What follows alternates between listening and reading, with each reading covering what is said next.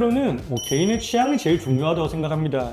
의사는 환자의 어떤 니즈나 어떤 취향 맞춰서 해야 되는데 이게 사실 좀 안 맞는 경우도 있어요. 가슴 폭이 정말 좁은데 큰 보형물을 넣으면 흉곽에 들어가지 않고 바깥으로 좀 빠지는 경향이 있어요. 예를 들어서 내가 가슴이 흉곽 한쪽 크기가 한 13cm 정도 되는데 보형물 크기가 한 14 정도 딱 맞는 걸 쓴다면은 이게 결국은 나중에는 구축에 영향이 되거나 다른 염증이나 부작용이 생길 가능성이 높거든요. 그래서 가슴 폭의 크기도 중요하고 피부 자체의 탄력도 중요합니다. 피부 자체가 너무 많이 늘어나 있는데 이거를 작은 보형물을 쓰게 되면은 리프팅이나 이런 수술을 하지 않고서는 가슴 모양이 나오지가 않거든요. 그런 경우에는 우리가 이렇게 리프팅 수술이나 보형물과 크기를 맞춰가지고 수술해야 되고, 가장 중요한 건 흉곽이에요.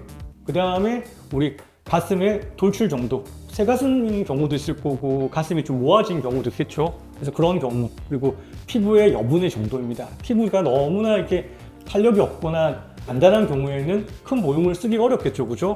근데 반대로 피부가 너무나 처져 있는데 작은 보형물을 쓰면 그것 또한 맞지 않을 것 같습니다. 그래서 충분히 상담하고 니즈를 파악해서 수술하는 게 중요하다고 생각합니다.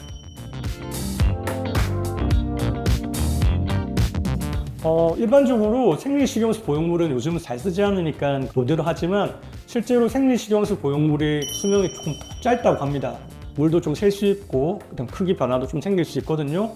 포에시브겔 보형물의 어떤 수명은 한 10년에서 20년 정도 된다고 해요. 그래서 한두 번 더 해야 되냐 수술하면서 이렇게 해야 되는 질문도 있는데 특별한 경우가 아니면 잘 유지할 수도 있어요. 그래서 중요한 거는 수술하고 나서도 간간히 정기적인 검진을 받는 게 중요하다고 생각이 듭니다.